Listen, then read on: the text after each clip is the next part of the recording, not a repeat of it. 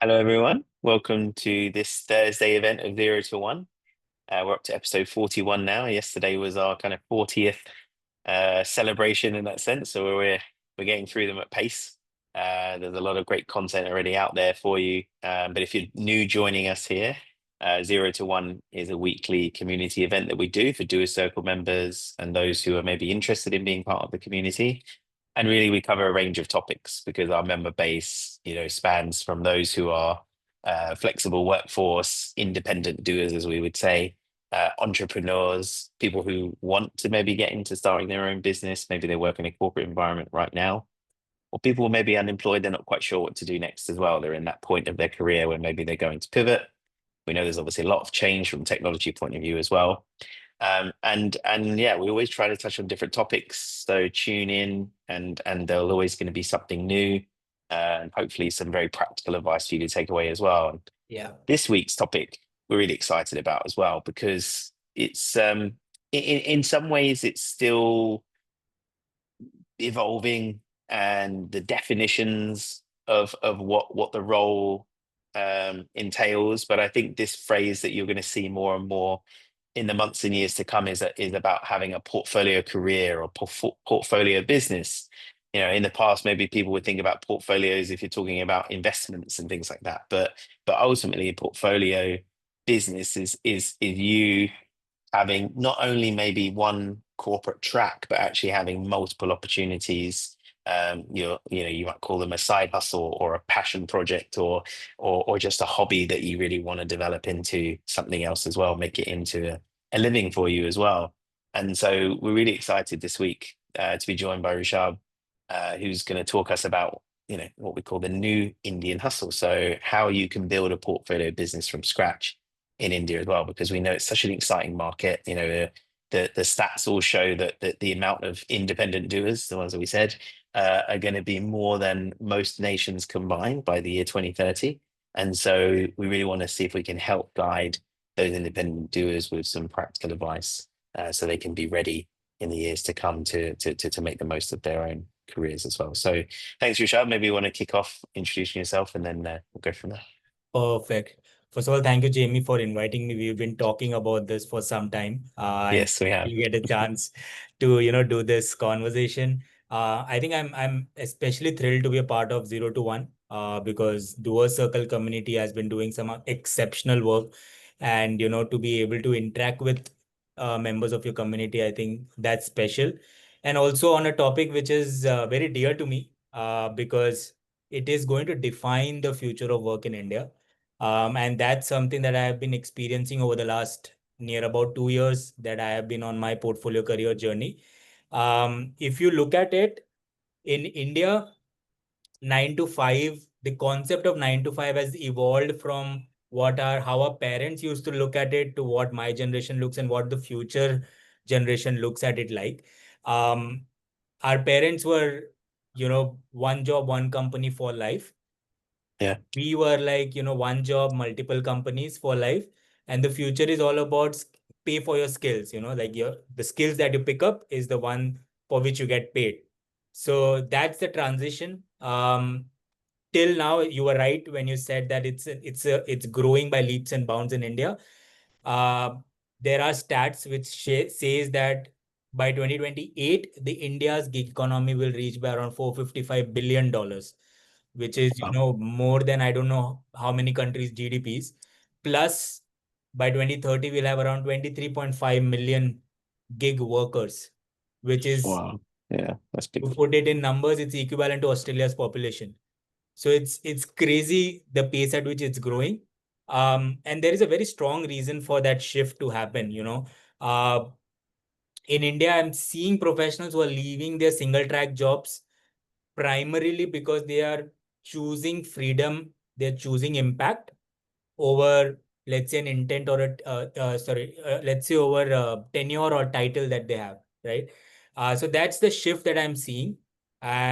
And it's just going to grow by leaps and bounds. And my Sure. my transition to portfolio career started in late 2023. It was partly driven by post-COVID shift, plus there was a personal incident that triggered that shift within me. But I started with founding Talent Edge Consulting parallelly, and where I do HR consulting for clients. Plus, I got myself certified as a professional coach.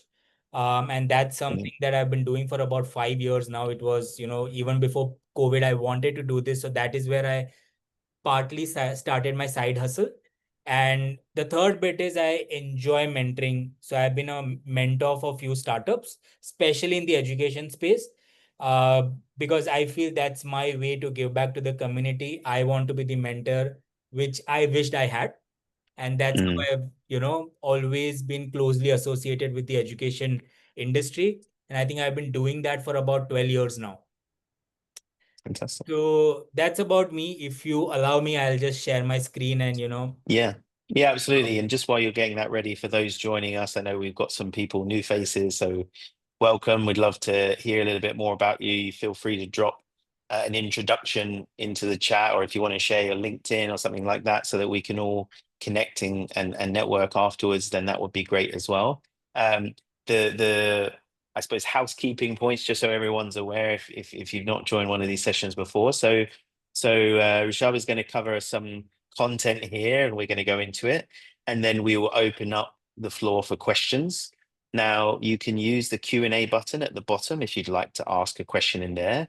Um, you can also ask anonymously if you feel like, I don't know, a little embarrassed to talk about it. No problem, no judgment here. If you do want to raise your hand, there's a button at the bottom to raise your hand. We'll unmute you and you can ask your question verbally if you wish as well. We're very encouraging of that, but we also appreciate some people would prefer to send it in a message. That's absolutely fine. And then share any kind of comments or thoughts in the chat as well. We'd love to hear from you too as well. So yeah, without further ado, over to you, Rishabh. Thanks, Jamie. Um, yeah. So as I was saying, I have seen the evolution of what 9 to 5 means. Um, are again going back to the Gen Ys, our parents primarily, the boomers and Gen Ys. For them, it was all about one organization, one company, one job for life. Then came us, and I'm talking specifically about India. I'm sure the same logic might be applicable, might not be applicable, maybe in some places, but primarily in India, that's how we were brought up. For us, 9 to 5 was like way of life. It also sort of was like a socially acceptable choice of career to a greater extent. And post COVID, I've seen this like, massively shifting. I've seen creator economy like booming, and people are earning like anything, and that sort of opened doors for people to realize that 9 to 5 is not just one avenue. There are multiple avenues to select.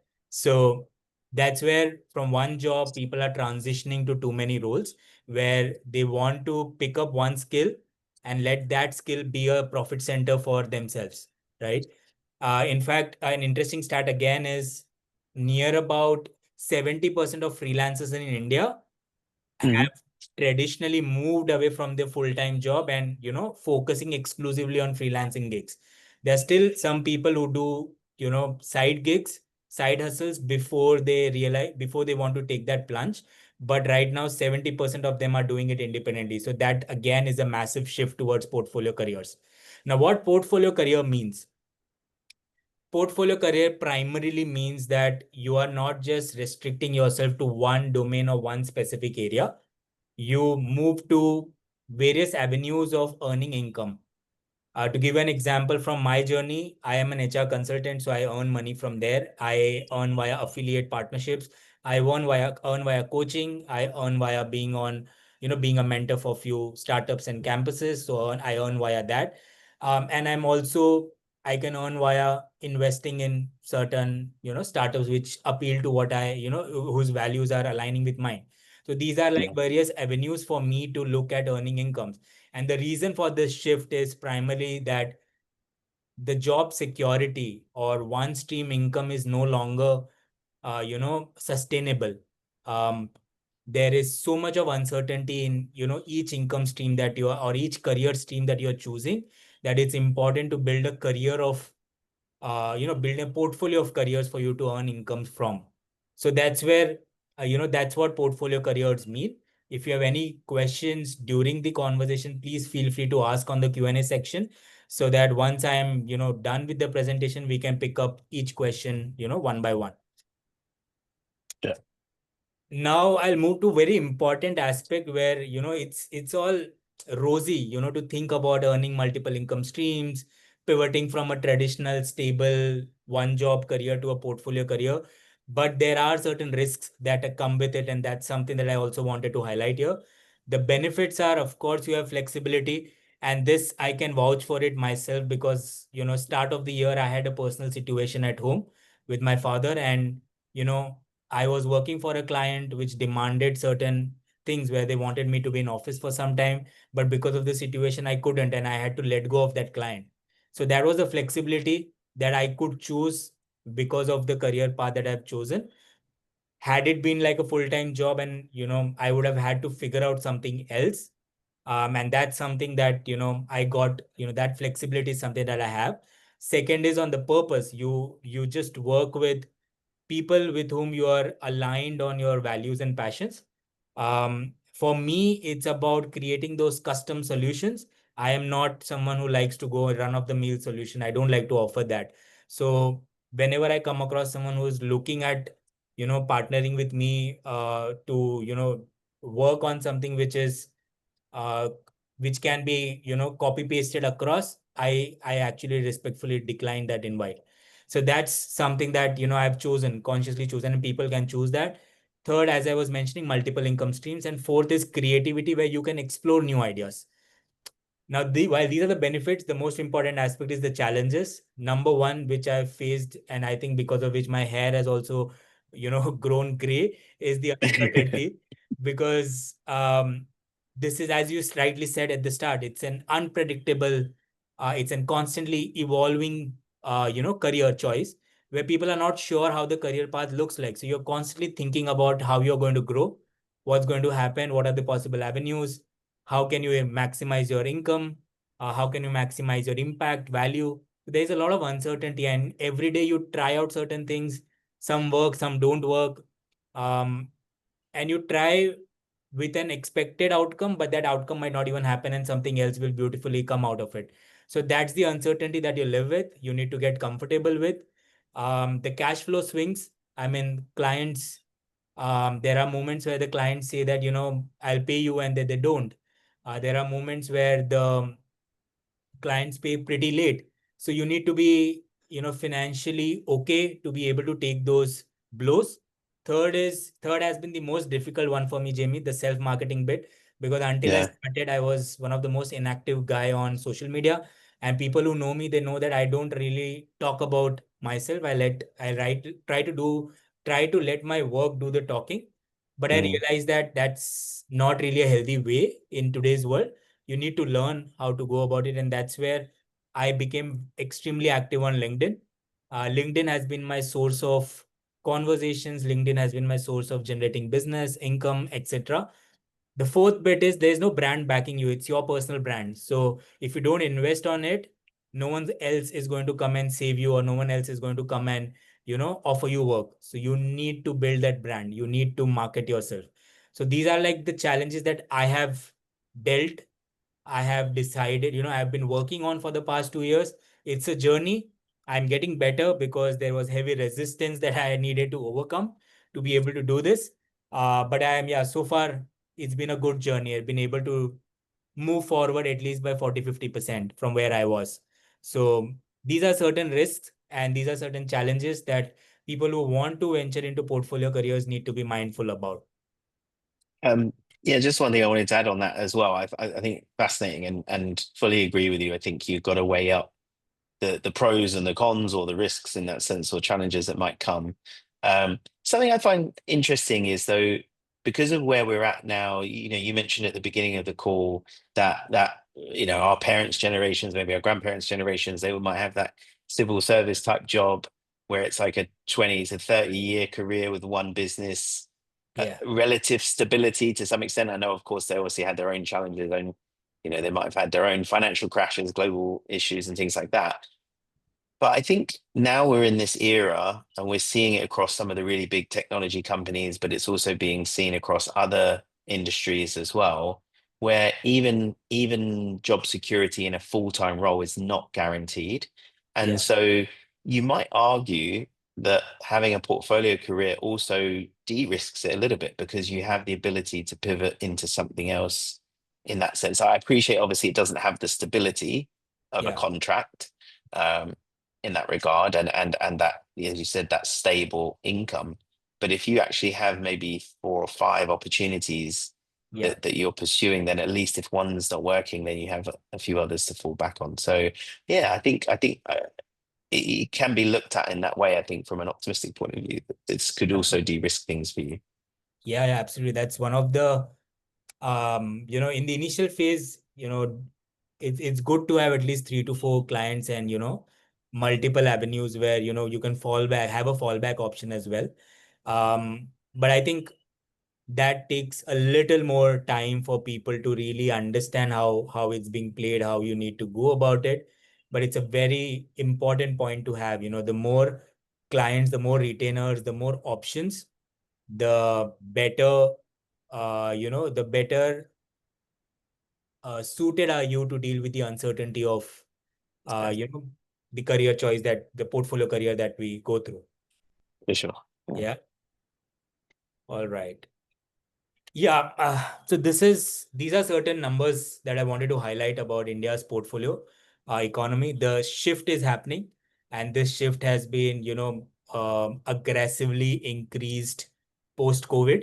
But as I was saying at the start, the India's gig economy by 2028 will be 455 billion. By 2032, it's expected to reach to 700 billion. That's like massive uptick. The number of portfolio workers by 2030 will be 23.5 million. And these numbers are estimated, but you never know. These numbers can grow even beyond this. Yeah, Uh, for sure. Yeah. Um, the There was a LinkedIn India survey in 2024 where increasingly people now in India are moving away from just the lure of salary. They are focusing on value. They're focusing on flexibility.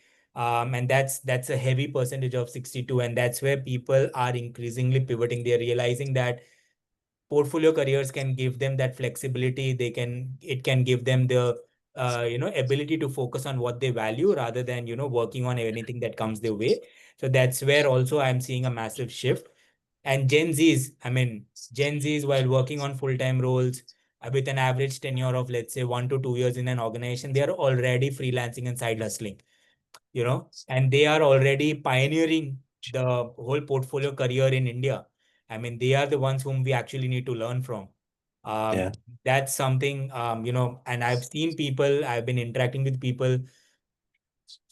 They are amazing. They've just built a follower base on LinkedIn, Instagram, YouTube, and they are just minting money from there. And they know how to build, they know how to add valuable content, they know how to, reach out to their target audience. They are just, amazing when it comes to managing portfolio careers on as a creator, creator economy. They're really doing well. yeah, So for sure. these are something that, these is the big shift that I am witnessing in the India's portfolio economy. These are certain stories of hustle that I have come across and that I wanted to share. The first one is a personal friend of, is a dear friend of mine. She lives in Bangalore. She's built a multifaceted portfolio. She didn't want her name to be out there because she's still working in an organization. She said, when I pivot, and that's the thing in India, if you have multiple side incomes, gigs, people are shying away from opening up on the, shying away from opening up on various media portals. So she started with UI UX projects for clients. She developed a YouTube channel where she's partnered with people to design tutorials and industry insights. Then she added a product startup under her brother's name where she designs templates, designs products, and sells them. She scaled to a revenue of 50 lakhs. Her full-time salary is much higher than this, but she's scaled it up to 50 lakhs. She's built a team of 5 collaborators. She has all the people with whom they're she's working with. They are all spread across the country. It's, location independent, all of that. And her target is to build it to her, current salary, that, to build her revenue to a current salary. And then she want to pivot into independent model entirely. To each is its own, but that's how she's Mm. been managing, and she's been managing it beautifully. Second bit is about my own career. I was a corporate leader in HR, worked for about 10 and a half years, um, transitioned basis certain life events, transitioned to become a, independent consultant, or, established my firm called Talent Edge Consulting, then added ICF. This was in 23. Then I became a PCC coach in 2024. And then 24 second half onwards, I've been, having multiple partnership and income streams. And that has helped me build, freedom and flexibility. Parallelly, I've also built a brand on social media. And for the last 2 years, I've made a conscious choice to not reach out to my networks. I wanted to build my, work. I wanted to build my clientele from scratch. And that's what I've been able to do just by building a personal brand on LinkedIn. So that's the power of, social media branding and what it can do to you. Now, the most important aspect in a portfolio life, how do you manage your money? First and foremost thing, anyone whom who reaches out or who asks about how do you go about building a portfolio life, you need to have at least 6 to 12 months of savings. When I started in 23, I was 23 end. I had saved from 2022 March till 2023 end. I had, created savings for myself, which was, parked aside. So I knew that even if for 1 year, if I don't get any work, I should be able to experiment and try different things out. Do weekend gigs while you are employed. It's a choice. I am personally not a very, strong proponent of this, but there are people who are doing it and they are doing it well. So it's a very individual choice. There are people who are able to multi-manage things. But for me, when I was doing in a full-time role, it was pretty hectic. So I did not do weekend gigs, but I used to do some coaching and mentoring for students. So that's something that I did, but not on the HR consulting bed. I crafted a side budget for business expenses. I had also crafted some emergency fund within the savings that I had created, so that apart from what my basic expenses are for my business, what I need to invest in for myself, for my growth, I should be able to do it. So that's something that you need to have. So I technically say at least 12 months of runway, so that within 6 months you are able to invest in upskilling, invest in pitching to clients, and be able to find some work. Pricing. Um, Initially I started with, and that's where my learning was. Initially, I started with hour by hour based pricing. Then I pivoted to value based pricing, where I take up a project. For the project, how many hours will I do? What kind of value will I'm going to add? And basis that I've come to and arrive to a number. Second thing is diversify clients to reduce dependency, because at any point of time, client can tell, you know what, thank you, bye bye. So it's important that your revenue stream, not your single client should, bring probably near about maximum of 30% of your revenue, not more than that, so that you're able to diversify it, create recurring revenue streams, of course, and raise rates annually based on your skills growth. That I've been doing for my coaching. Before 23, I had a rate. 24, when I realized I'm getting better, I'm getting, more hours of coaching, I'm getting more clients, I'm getting better as a coach, I increased the rates. 2025, I've increased my rates further, because I know what value I'm bringing to the table. And the third bit, which is very important, is taxes and compliance. For India, if you are registering as a solopreneur, if you're registering and have an income stream greater than 20 lakhs INR, you need to have a GST number. So you need to get yourself registered. You can have your account number, which is, depending on your revenue streams, you can have individual account streams, individual account numbers. You need to invest in a good CA who can help you with your income tax return filing. As a full-time employee, you used to get your HRA deductions, which as a independent person, you can also do that via 80GG, which is the part of ITR, one of the sections of ITR. Ensure that you are having your invoicing.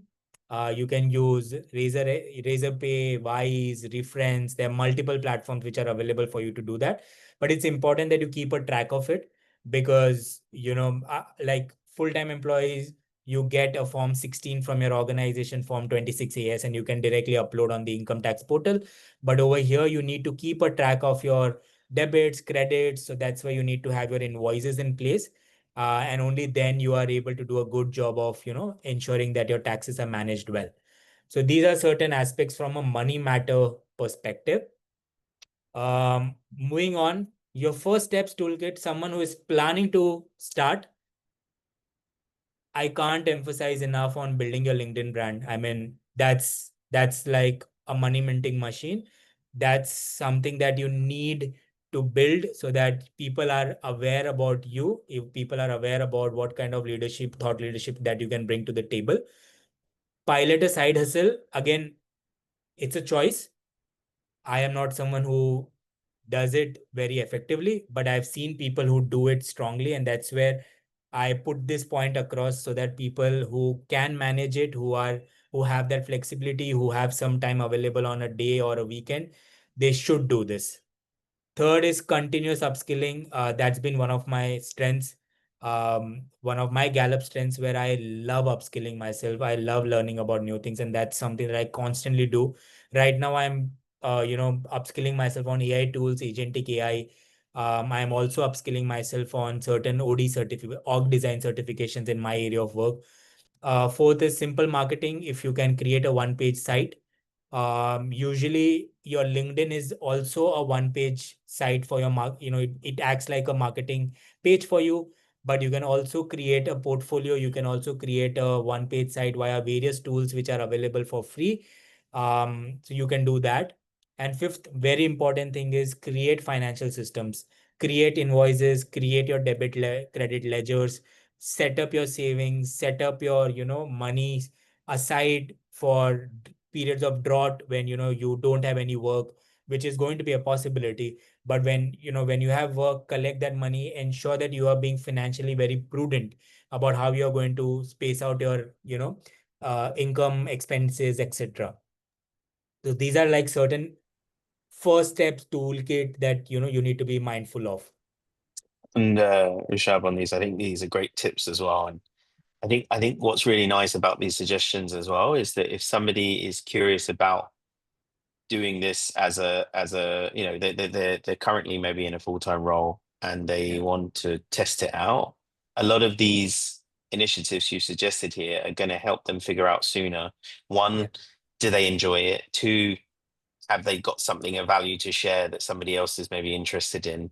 yeah. And then once they do, then it's a lot easier to see the picture of, okay, is this a Is this for business me that or has not? legs? Yeah, exactly. Yeah. So I think it's, yeah, some really good tips here, and hopefully people can do them. And they're not expensive in that sense, even in time and cost. It's just Yeah, putting a bit of more time aside on those things, like as you said, on LinkedIn and looking at absolutely. ways you can upskill.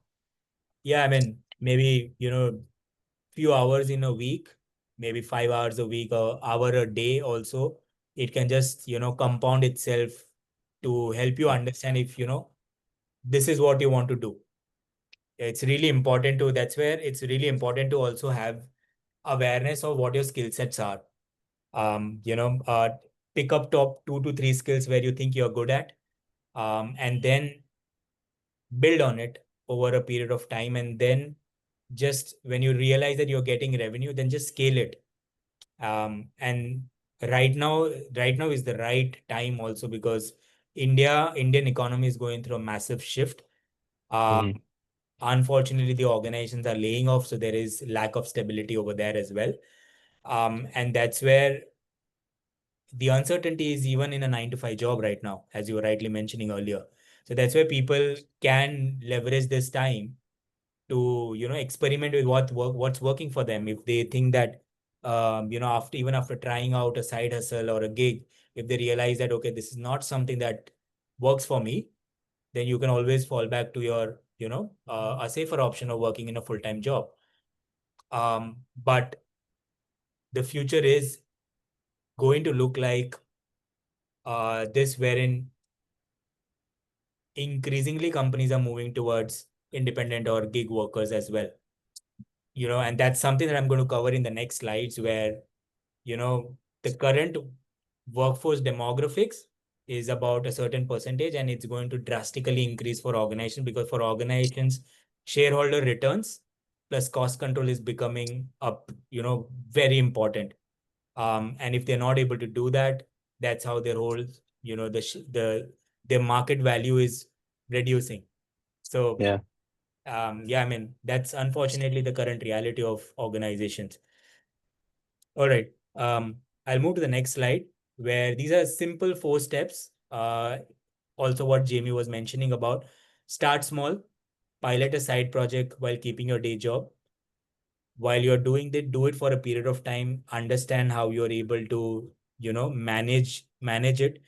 Secure runway, maintain at least 6 to 12 months of savings so that even if there is a period of lull where you're not getting that income, you are secured and you are still focused on doing what, picking up more clients, etc. Build brand on your LinkedIn, Instagram, YouTube, wherever you feel you're most comfortable, wherever you feel your target audience is strongly present. Ensure that you are investing in building your brand. And fourth, eventually, is diversified, add multiple income streams. So these are like the four simple steps to build your portfolio career. And And yeah, sorry, Shab, not to ruin your flow, but especially on the point at the bottom there about building your brand. So we've done some sessions with those who are kind of personal brand experts as well.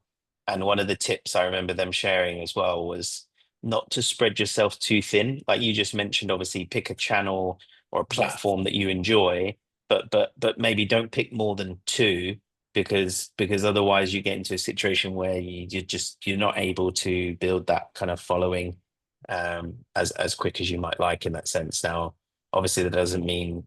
I mean, there are tools these days that can help you automate some of those things. But yeah. if you're not at that point yet where you're investing in those kinds of tools, then definitely recommend to start off with something, say LinkedIn, Instagram, as you mentioned, or maybe it's TikTok. Depending on the audience you're looking to communicate with.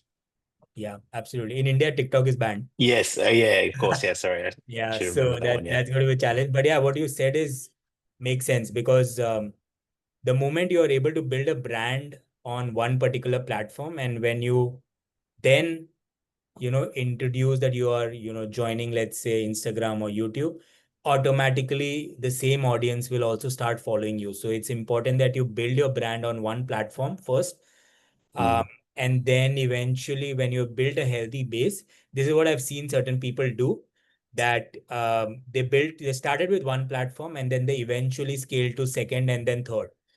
So it just helps them focus on building their audience once.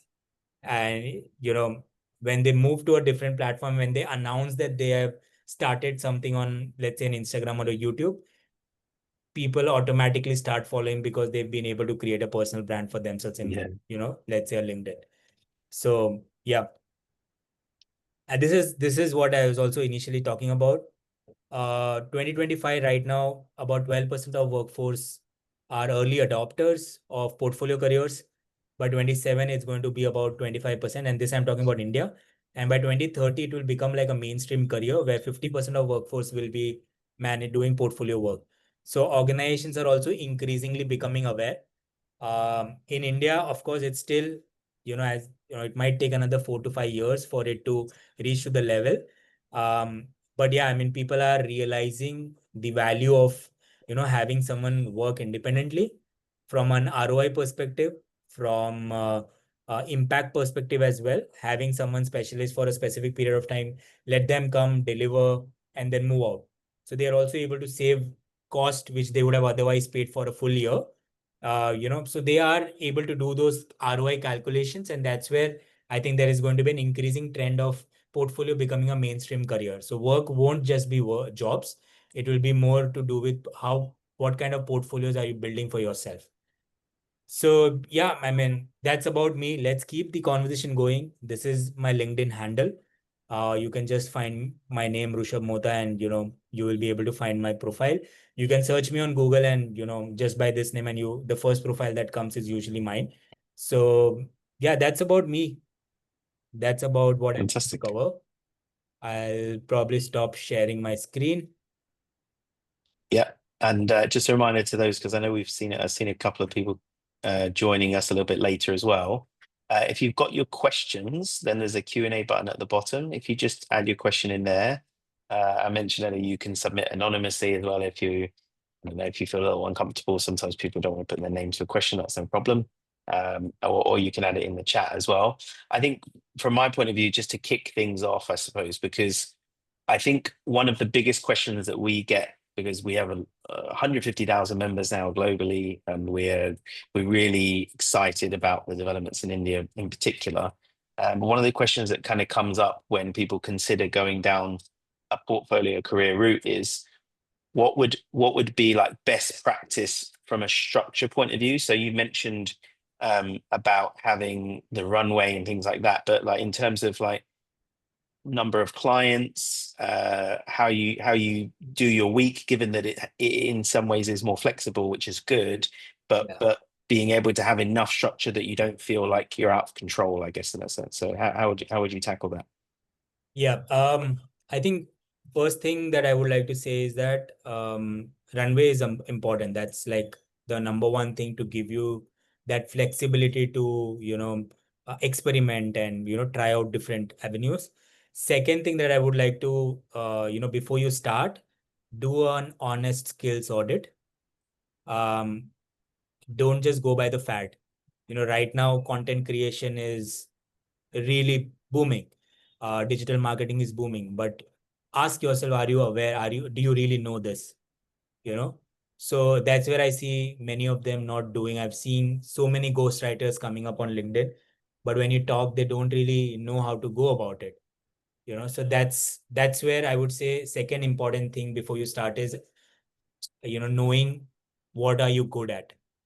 So you do that ikigai exercise for yourself, that what are you Mhm. good at, what is the industry willing to pay you for, what does the world actually need, etc. So that's the second thing.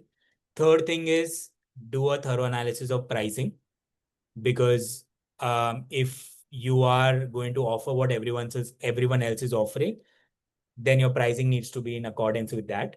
But if you are trying to sell a bespoke or a specific customized solution, then your pricing can have a premium. So that pricing strategy is something that you need to work on.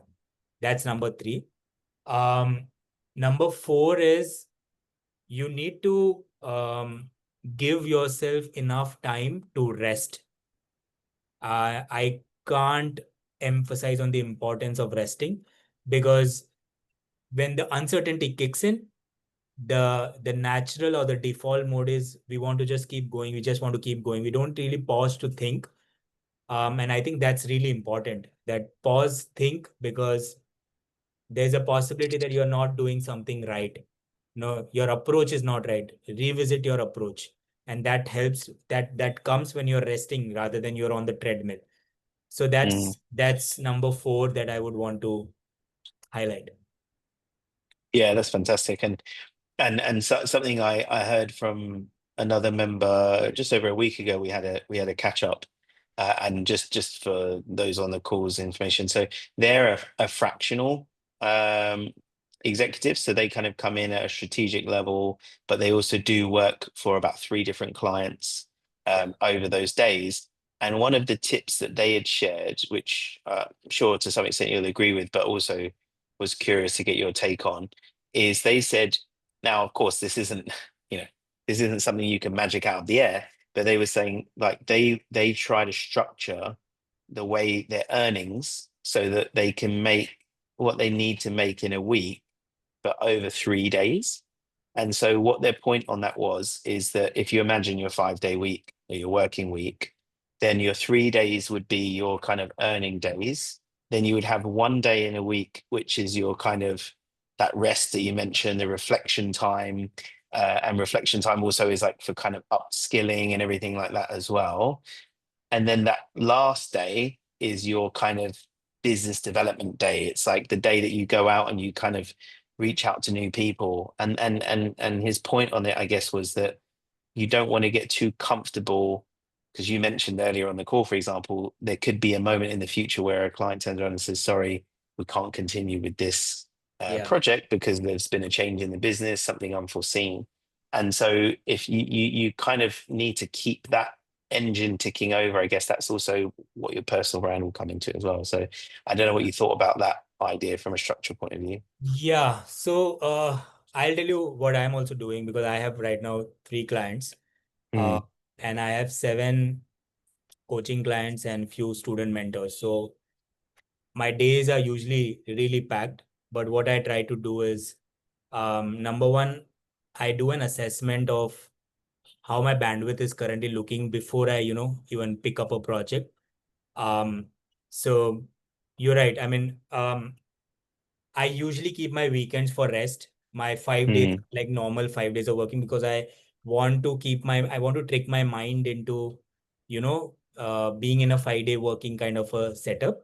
But what I do is I work on Monday, Tuesday, I take Wednesday off. Then I work on Thursday, Friday, and sometimes I take Saturday off. And Sunday is when I do a lot of, um, operational tasks that are required to be done.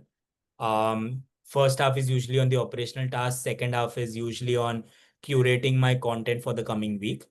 So that's how I've spread my week. And again, usually it works. What works for individuals is very, very specific. Some people would want to keep their Sundays and Saturdays and Sundays extremely free because that's mm. when they would want to engage with people outside, go for social gatherings, etc. Um, I I in fact work on Sunday most effectively, you know. That's when my mind is a lot more calmer to focus on content, to focus on the strategy for the next week, to focus on, what are the to-dos that I need to do. So Right.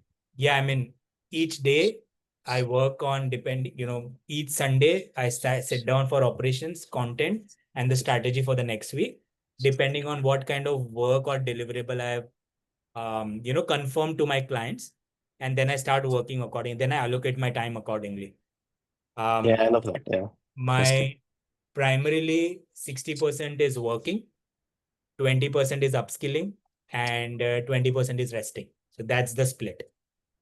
Yeah, that's good. That's good. And I think, yeah, that all the upskilling and the personal branding thing you do, it has that compounding effect. So it's not an overnight thing, but the more you do it and the regular you get with it, Yeah. you'll have that kind of constant stream of opportunities. And we had a session a couple of months back now with another person actually who was talking about personal branding, and he'd got a really big client opportunity which came off the back of the things he would do on LinkedIn. And so, it started off with doing one-on-one coaching with a person, then that person then recommended them to the department, and then he did some coaching with the department, and then that became actually flying to the locations and coaching, the whole division in that sense. So these things will add up over time, and it's you gotta do that part, sure. Referrals work really beautifully, honestly. I mean, it's tougher to land a client just by your thought leadership on LinkedIn. But if you land one client and if it works out well, and then via that client you get so many referrals, that's where the compounding plays itself. So yeah. I see we got some questions both in the chat and in the Q&A as well. So keep those coming. I'm going to read them out. And Elizabeth, I saw your comment earlier, by the way. So he was asking if we could email the slides. So if you're okay with that, then we can get Yeah, those over to him. yeah. So we'll go with the first question from Ninesh as well. So let me just click that one. Yeah. So the question was, do we see a trend for side hustles happening in specific areas? I again, like, that's the end of the question, but I don't know, maybe Nilesh, if you can clarify, do you mean areas as in industries or areas as in locations within India, for example, or maybe both? So if you maybe want to add that in the chat, if that's an important point for you. Yeah. I can actually say respond to that on with both constructs that you mentioned. First one being industry wise, yes, especially for HR, legal, finance, not finance, HR, legal. It's growing. Marketing is growing. Um, Finance is something that's upcoming. It's not there fully yet. But there are aspects where specifically where AI is integrating strongly in the finance industry, and that's where there is an opportunity for people to pick up. So that's from an industry specific perspective.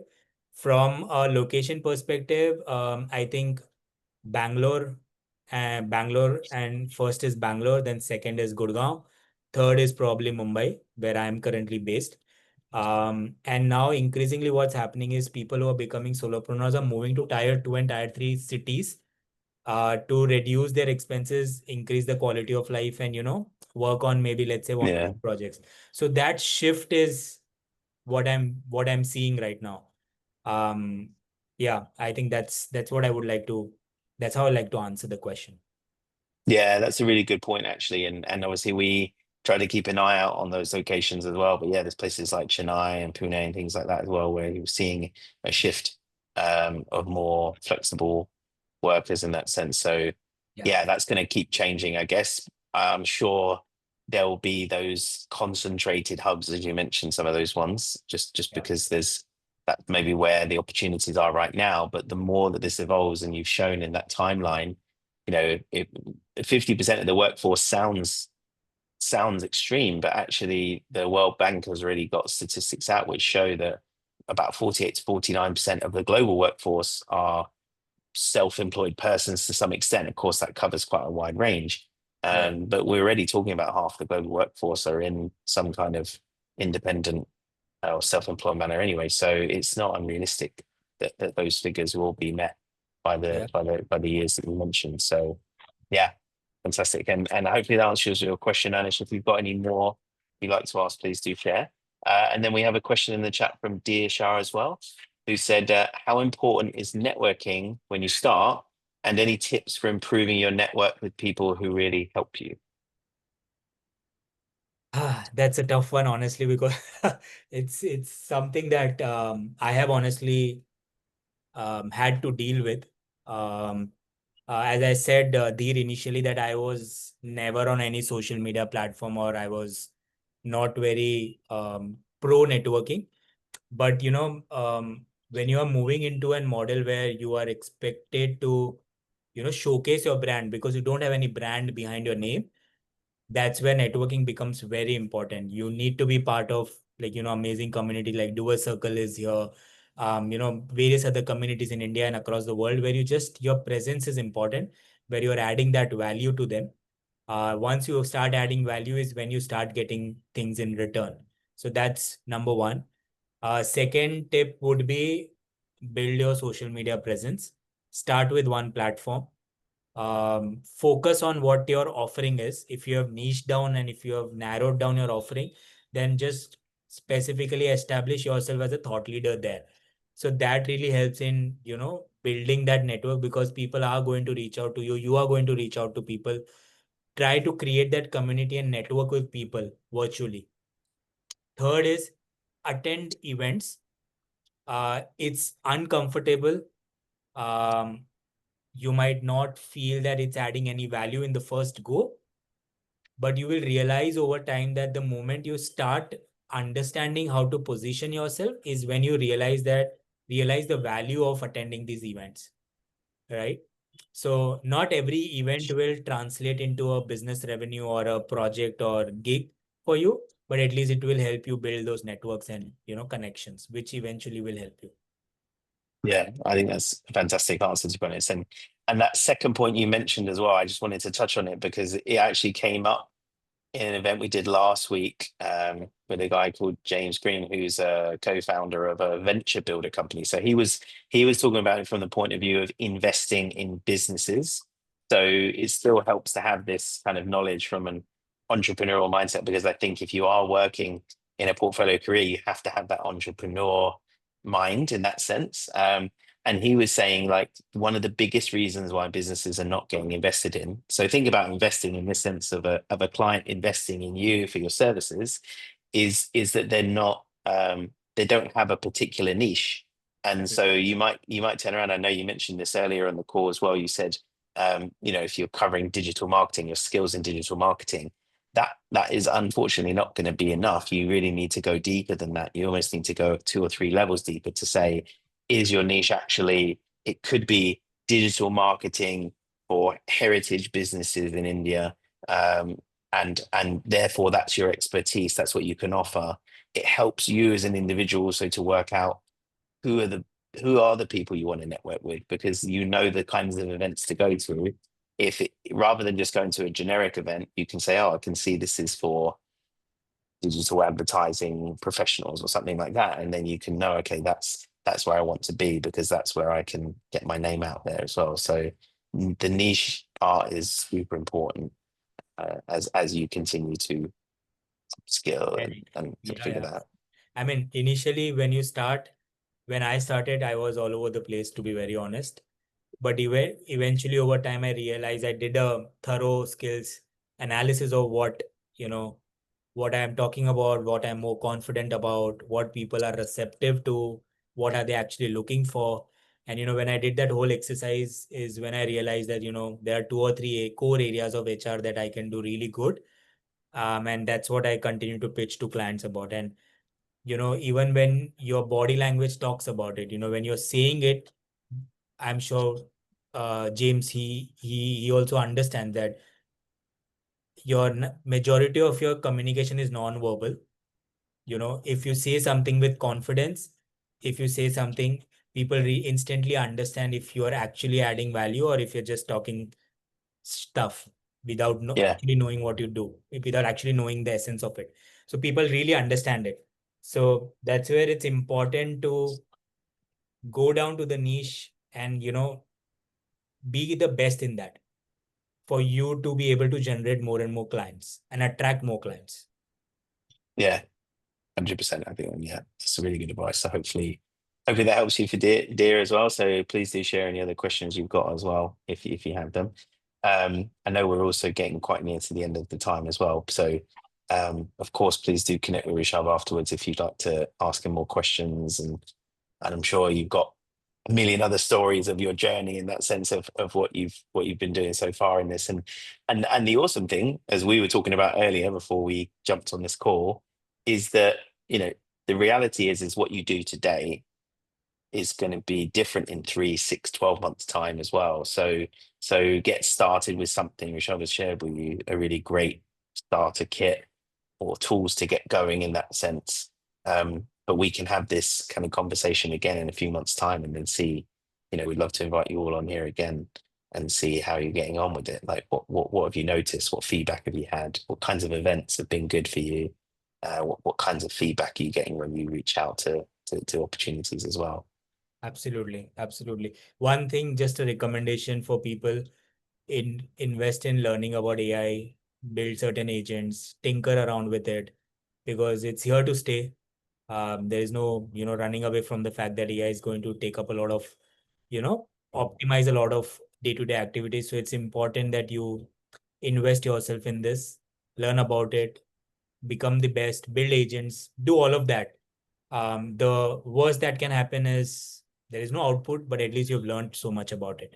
So that's important. So please invest yourself. Please invest in learning about AI. Yeah, absolutely. I think it's absolutely essential, and especially if you're working as a business of one. I always say to people, if you're running a portfolio career, then you are a business of one.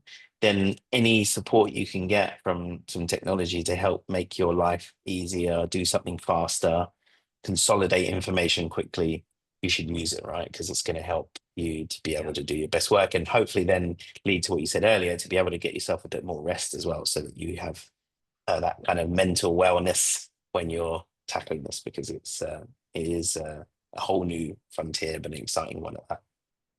yeah. Great stuff. Okay.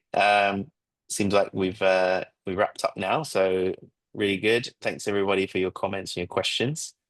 We'll share this. We'll share the slides with you afterwards, and the content will be up on our YouTube channel as well for you to take a look at afterwards as well. But please do check it out.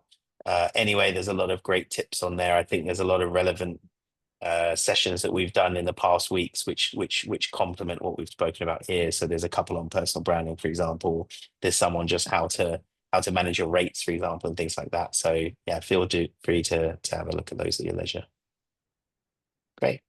All Thanks, right. Hector, yeah, for your comment Thank as well. And you. thanks, Elizabeth. Have a Thanks, great Jimmy. Thanks, afternoon, everyone. everyone. Bye bye. Bye.